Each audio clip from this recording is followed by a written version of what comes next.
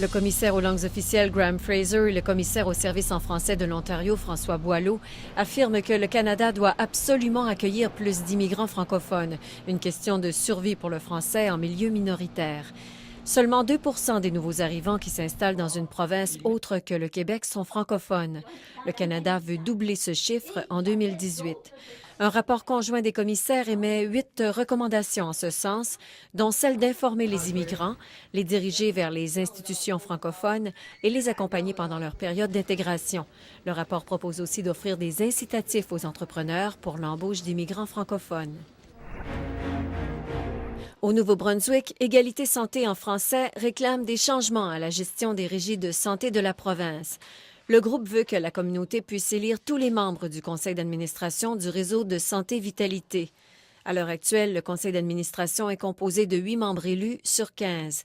Le président du conseil et le directeur général sont tous les deux nommés par le ministre de la Santé. Le groupe entend continuer à faire pression pour attirer l'attention du gouvernement, qui n'a pas encore donné suite à sa demande.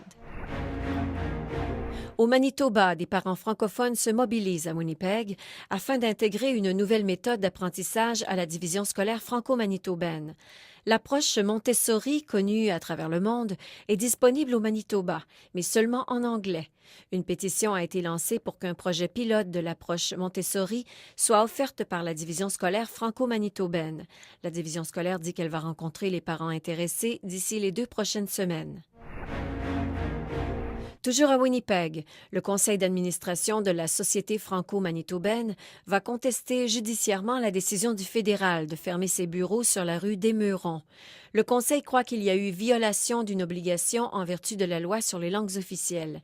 L'organisme fera appel à son allié, la Fédération des communautés francophones et acadiennes, pour trouver des failles juridiques. Et en Alberta, le centre éducatif francophone Les Petits Écoliers, situé dans l'école sans frontières de Lloydminster, fermera ses portes le 1er décembre pour des raisons financières. 1 an après son ouverture, 6 enfants fréquentent la garderie alors qu'elle pourrait en accueillir 18. La directrice du centre croit que le lourd processus d'admission, qui relève du Conseil des écoles fransaskoises, a dissuadé des parents. Elle dit avoir tenté sans succès de conclure une entente avec le Conseil pour alléger ce processus. Cette fermeture, dit-elle, représente un pas en arrière pour la communauté francophone. Voilà, c'était la revue de l'actualité francophone au pays. Ici Jacqueline Landry, Radio-Canada, Vancouver.